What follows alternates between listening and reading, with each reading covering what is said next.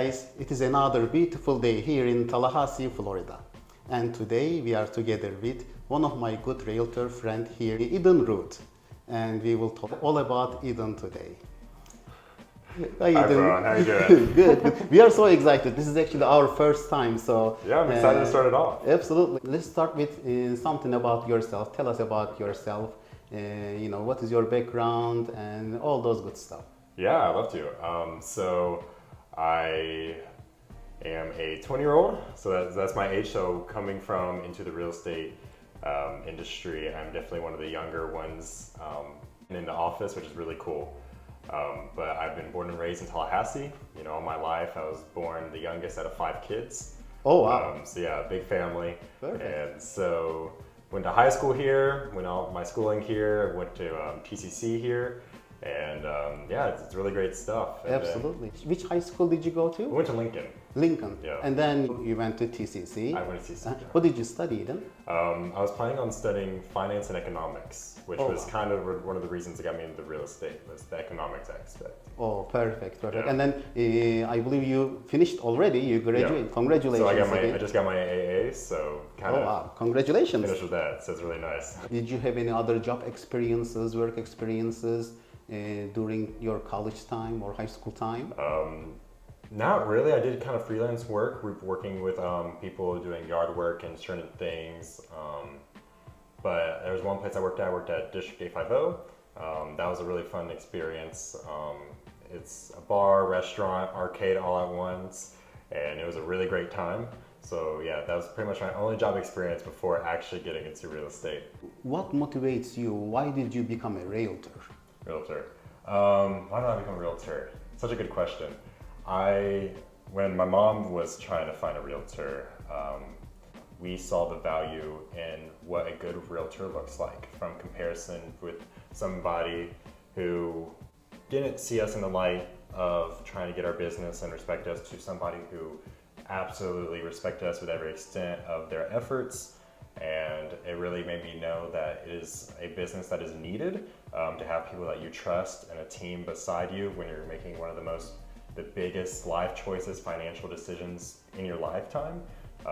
So I saw the need for that, and it really kind of chimed in what I wanted to pursue in helping people.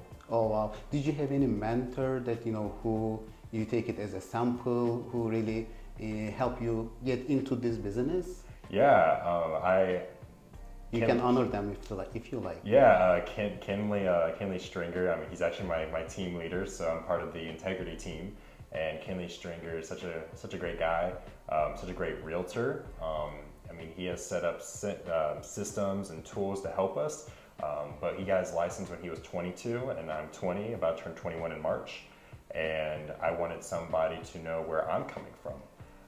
Who has built a very respected business and reputation for himself, who I can model and have mentorship from. So Kenley is definitely one of them, and also I'd say Nicholas Harrington and Kenley Vinson, who kind of showed me the path to becoming a realtor before I became one. I see. So they definitely helped me out, and they still do. But Kenley Stringer, now being on his team, he's a great leader, and I definitely love being able to follow him.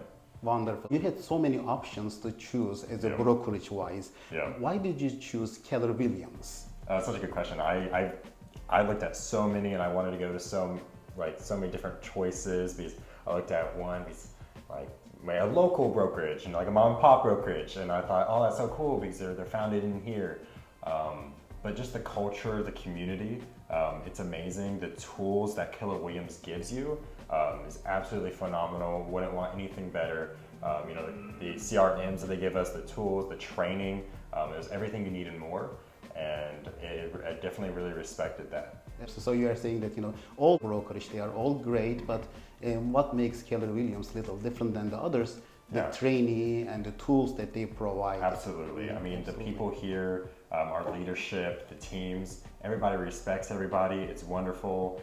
We come together during our meetings and come together for our classes, and it's just a delightful time. Absolutely. The Christmas party, I missed it though, but I saw from the Facebook pictures that they really have an amazing time during the Christmas party. They really go a little crazy. Yeah, I know. It was wonderful. Titus, one of the agents here, he had a whole Santa fit, I think. So that was really funny to see. Absolutely. Now, since you have some experience working with the team in the Keller Williams, tell us a little bit about for the person who doesn't know anything about how the team work, what is actually the team that you are in, integrity team, how is the relationship with the Keller Williams? Is it different brokerage? It is on. So tell us about all those things for someone who doesn't know anything about. So the team model was definitely a learning curve for me when I first joined. Because you can either join Keller Williams as just a single agent, which is fine and respected. But with a team model, it was really nice because you had almost extra accountability.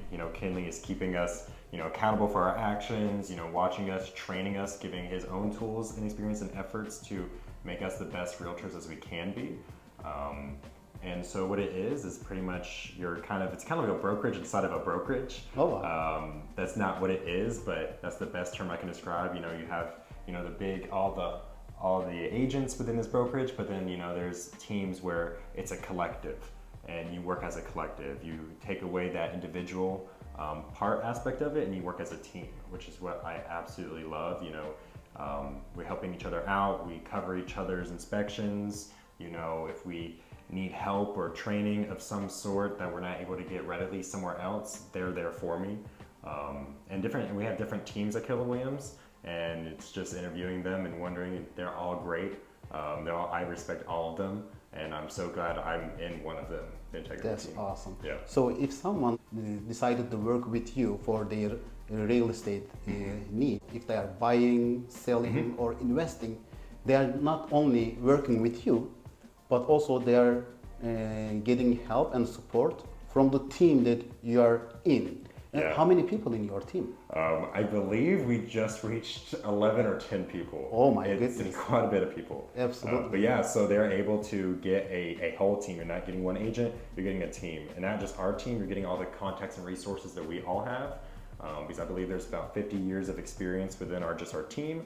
But then, any kind of financing or painters, repairs, we have a team of those people behind us. And so when people are working with the integrity team, in most teams, they're expecting backing of a team. Wonderful. So when someone is working with you, they are not only working with you, they are actually working with 11 other great realtors. Yes. So there will be times where if I'm not available, I'll make sure that they're working with people who are of par of what should be accomplished.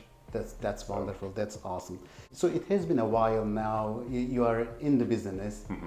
During this time, what is your biggest take in? What did you learn? What is your experiences that you learned that you like to share? So coming into being a realtor, obviously there's a lot of, especially as a young realtor, there's a huge learning curve. And it's something to be respected because especially coming into our market these days that had a huge shift and it's still shifting. It's one learning from what other people have to offer. A lot of agents offer a lot of things if you just ask, which is another great thing, but also fear. I'd have to say my confidence level, I did not have a lot of confidence coming in. I have a lot more now, and I'm sure it'll develop more later. Getting rejected, the best way to remedy that is get it rejected 1,000 more times where it becomes routine that, each call that you do is already a no if you don't call them. So call them, and the less chances it will be a no. You don't have nothing to lose. Yeah, I have nothing to lose. And so if you come with that mindset and what people have to say and taking the coachings here, such as Bold or Ignite and other things that they offer at KW, it's wonderful, and it definitely has helped me have my confidence and I have the right tools and resources, but also just think confidence in myself that I can get the job done. Wonderful, wonderful. Yeah. Thanks for sharing with us that, Yeah, of because course. it is very important. Everything is so fresh with you. Yeah. Then, I am sure it is very important for the new agent to hear your experiences. Yeah. And you also did some open houses that I like to talk about, that Okay. maybe there is some people who is interested to do the Yeah. open houses. So open house 101, let's Yeah. say. How do you find the open houses? How do you reach the listing agent? And how do you prepare signage? And how do you market it? Let the people know that you are doing open houses. What is your strategy? Yeah, so open houses, there's a lot of agents out there that are so busy that they might have two open houses that they're both listed at the same time, and they can only make one of them. And so, we have over 200 agents in the office. Somebody's bound to offer a open house for somebody to cover, especially new agents, because it's a great way to get new leads, new buyers, but it's also a great way to represent the listing itself. And so usually on our groups and our chats, somebody might offer one. You can offer as a new agent your services to a more experienced agent, saying, hey, I want to learn, I want to be a part of this. Will you allow me to do an open house for you? And negotiations and talking with them through that, after you make that initial interest in doing an open house for them, is the next thing. And once you do that, it's kind of preparing, learn everything you can about the property. Ask that agent, hey, what do you know about the property? Learn what there's a seller's property disclosure, read it all. It's a lot of studying. Do some homework. Yeah, well, my first listing, when I first came there, people were asking me some questions where I'm like, I didn't study this part because I didn't think I had to. And what do you tell them? That I'll get back to you? It's as simple as sometimes, what countertops are these? Uh-huh. And sometimes technical questions. And sometimes you don't know, and that's okay. Absolutely. But just knowing as much as you can know. You might not know everything, but as much as you can know, because you're only doing it for one day. But that could make or break, a good deal. Absolutely.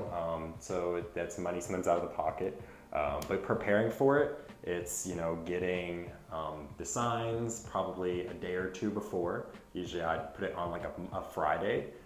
So especially if it's on a main road, I put it on like 2 to 3 different strategic positions. So when people are this is one of the biggest handicap that I hear from the newer realtor, that I don't have sign, I don't know how to get sign, and all those type of things. There is a bunch of signs probably, but how did you do yours? Just to give them idea. Yeah, so what I did is a little different because for the most agents, because I'm a part of a team, so we have our own team signs that I put out. For other agents, maybe even borrowing somebody's sign that's just an arrow that says 2 to 4 Sundays, and putting people those know what out. it is for. Yeah, and sometimes asking an agent saying, hey, can I borrow some signs? Do you know if somebody might have these kind of signs? They'll be more than happy to let you borrow them most of the time. But for me, with my team, that's the best thing about having a team, is that there's a lot of expenses that they cover, and one of them is signage. Yeah, this is another advantage, right? Yeah, and so that's a big advantage that I never had to take that out of mine. But once you do that, kind of maybe borrow some other people's, maybe if the agent that you're doing the open house for, ask them maybe to do, an open house, get those signages. A lot of the agents here are wonderful, where they'll be able to, help each other. Yeah. The community is like the biggest thing here. Absolutely, absolutely. I agree with you. So I know all those things takes a lot of time from you, and you really need to plan your time and your day. So tell us about how is your typical day? What you do, typical day, just as a sample. Yeah. One thing I love about this business is, in real estate, is that every day doesn't look the same. What I do on Mondays might look different from the next Monday or the next Tuesday. Every day looks different, and that's a part of it I love. But there are times where you plan for it. If I'm making appointments, that's one of the biggest things, is always set your appointments. And then if there's something that comes up where you have to move things around, never actually canceling but rescheduling. Because that's lost opportunity, and you want that opportunity but to push later. So most of my time is, I get up in the mornings, kind of get ready, What time do you usually get up when we talk about So, it? so we talked about this. That this morning I woke up a little later. I woke up about 8. My first alarm is usually around 5:30 or 6. But I am one to have all this serial amount of like alarms that I keep pressing. This morning I woke up a bit later. But it's getting up at those times, getting ready, freshening up, getting all my clothes ready for the day, if I already haven't gotten them ready, and just kind of, usually I spend the first hour kind of reviewing my day to see, catching up on some things, on some matters. I usually have my houses like MLS portals set up around 8 o'clock, so I usually check that first thing in the morning to know what houses came up on the market new. Nice. So that, especially for certain certain buyers I have that have certain houses, and so I look through their different accounts to see if anything popped up new for them that I can best advise them in. But after that, it's always going out, going to probably get something to eat. I go out to the coffee shops a lot because those are great places to meet new people, and it's also a great place to do work. So if I'm not doing that, then I'm doing my phone calls from leads, and then I'm doing either some meetings or appointments. And every day looks different. Some days I might go to a house to clean it up, or some days I might go to an appointment or a meeting. Every day is different, and that's what I love about this. So you don't get bored with the 9 to 5 and all those type of things. No. Under some certain discipline, absolutely. You have a free schedule basically, and it's all up to you, the way that how you manage your time. And that's wonderful. So you just mentioned that you go to coffee shops. This is just random question that I like to ask everybody. That what is your favorite restaurant here in Tallahassee? Okay. You born and grow up here in Tallahassee, Yes. so you know probably many other places. What is your favorite restaurant? So speaking about coffee shops, I'd say my favorite one is probably Paper Fox. Paper here. Fox? Paper Fox. And so that's my favorite coffee shop, and my favorite restaurant is probably Food Glorious Food, just because they have some of the best meals. And it's always different. It's a little pricey, but they have some. It's worth it. Yeah, it's totally worth it. It's they make the best meals, and at the very end of it, they have cakes that they make in house. They have another side that makes cakes, and they have probably the best cakes. So that's probably my favorite. So if I'm ever celebrating like an occasion, a big celebration, or kind of treating myself sometimes, I like going to Food Glorious Food. There you go. Yeah, That's awesome. I think it was awesome. Like I myself learned a lot today from you. Appreciate it. And I am sure many other people will have some take off from here. And do you like to add anything else when we are getting close to end? Anything in your mind that you like to share, or any advice? No, I just thinking is, there's going to be things that are changing in the market, but for both agents and buyers and sellers, and whoever might be seeing this, and just, having those essential conversations, making those calls. You won't know you afford a home unless you actually call a realtor or a loan officer. But then, for agents just as much, make those connections, make those relationships, go to a coffee shop. It has definitely helped me create relationships by being intentional and coming from a place of contribution. To intentionally want to create relationships that are long lasting. Awesome. Ethan, thank you very much for Thanks joining for us. having me. I love And yeah, me too. I just love it. And any real estate need for buying, selling, or investing, Ethan is a great person to reach out to with the Integrity team. And please just reach us if you have any questions about anything. And just set up some time and we get a cup of coffee together. And thank you for joining with us. You have a wonderful week. Bye now. Thank you.